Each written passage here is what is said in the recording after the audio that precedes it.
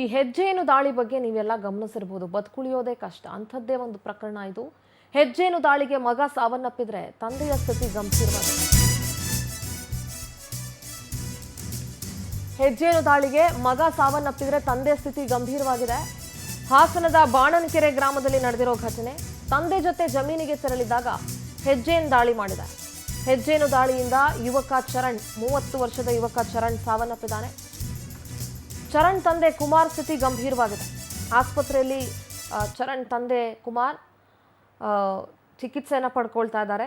Nuggehalli police ಠಾಣಾ ವ್ಯಾಪ್ತಿಯಲ್ಲಿ ಘಟನೆ ನಡೆದಿದೆ. ಹೆಜ್ಜೇನು ಅದನ್ನು ನೋಡೋದಕ್ಕೆ ಭಯ ಆಗುತ್ತೆ. ಇನ್ನು ಹೆಜ್ಜೇನ ದಾಳಿ ಮಾಡಿದ್ರೆ ಬದುಕೋದು ಬಹಳ ಕಷ್ಟ. ಹೆಜ್ಜೇನ ದಾಳಿಗೆ ಮಗ ಸಾವನ್ನಪ್ಪಿದ್ರೆ ತಂದೆ ಸ್ಥಿತಿ ಗಂಭೀರವಾಗಿದೆ.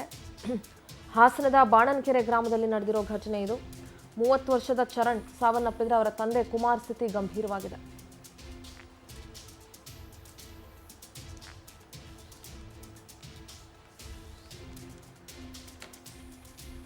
ನೋಡಿ ಯಾವ್ಯಾವ ರೀತಿ ಆಗುತ್ತೆ, ಇದು ಹೇಗೆ ದಾಳಿ ಮಾಡ್ತೋ ಅಥವಾ ಅವರ ತೋಟದಲ್ಲೇ ಹೆಜ್ಜೆನೇನಾದರೂ ಕಟ್ಟಿತ್ತಾ ಏನು ಎತ್ತ ಇನ್ನೂ ಕೂಡ ಗೊತ್ತಿಲ್ಲ.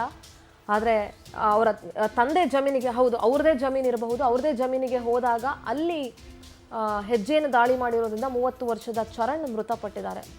ಬಹಳ ಭಯಂಕರವಾಗಿರುತ್ತೆ ಹೆಜ್ಜೆನ ದಾಳಿ ಆದರೆ. ತಂದೆ ಸ್ಥಿತಿ ಗಂಭೀರವಾಗಿದೆ.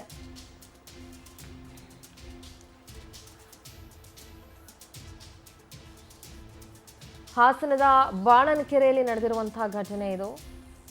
ನುಗ್ಗೇಹಳ್ಳಿ ಪೊಲೀಸ್ ಠಾಣಾ ವ್ಯಾಪ್ತಿಯಲ್ಲಿ ಘಟನೆ ನಡೆದಿದೆ. ಬೇರೆ ಜೇನಿಂದ ಹೇಗಾದರೂ ಬೇರೆ ಜೇನುಗಳು ದಾಳಿ ಮಾಡಿದರೆ ತಪ್ಪಿಸ್ಕೊಳ್ಳೋದಕ್ಕೋ ಅಥವಾ ಬದುಕುಳಿಯೋದಕ್ಕೋ ಒಂದು ಅವಕಾಶ ಇರುತ್ತೆ. ಆದರೆ ಹೆಜ್ಜೆಯನ್ನು ದಾಳಿ ಮಾಡಿದಾಗ ಬಹಳ ಬಹಳ ಕಷ್ಟ ಉಳಿಯೋದು ಮತ್ತು ಅದರ ನೋವನ್ನು ತಡ್ಕೊಳ್ಳೋದು. ಸೊ ಹೀಗಾಗಿ ಯುವಕ ಸಾವನ್ನಪ್ಪಿದ್ದಾನೆ.